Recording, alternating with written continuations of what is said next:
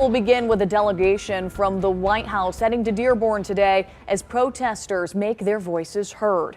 Good afternoon, I'm Allie Hoxie. It's happening as the Biden administration tries to mend a rift over U.S. policy in the Israel-Hamas war. Senior officials will be meeting with leaders of the Arab American and Muslim communities. Let's go live now to Dearborn. That's where we find 7 Action News reporter Whitney Burney. Whitney.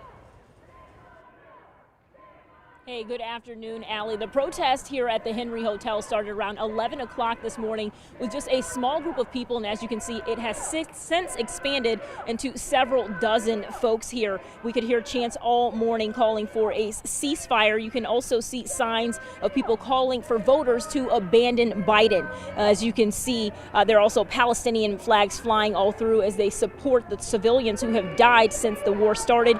We also want to let our viewers know that police have arrived here on scene in the last few moments.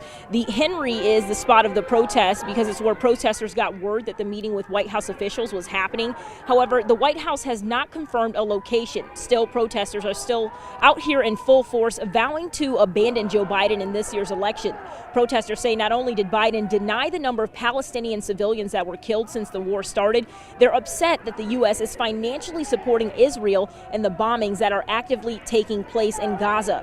We do know that several Dearborn community leaders are scheduled to attend that meeting, including Dearborn Mayor Abdullah Hammoud. While Hammoud says this is not the time for electoral politics and he remains open to meeting with senior policy officials, given the Biden administration's willingness to change course in Gaza, some protesters say there's nothing the administration can say now to change their minds.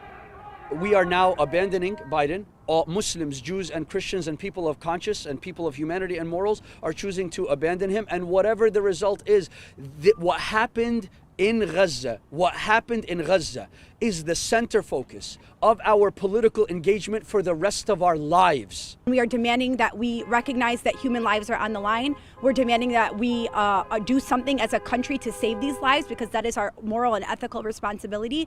And that's simply our message. Now, as we said before, the police are here on scene now. This happening in just the last 20 minutes or so as the protesters began approaching the hotel's private property, and the hotel managers came out and told them that they can't be there to protest. They have gone back to that area now, so it's unclear exactly how long this protest will go on, but we'll be here covering it throughout the afternoon. For now, live here in Dearborn, Whitney Burney, 7 Action News.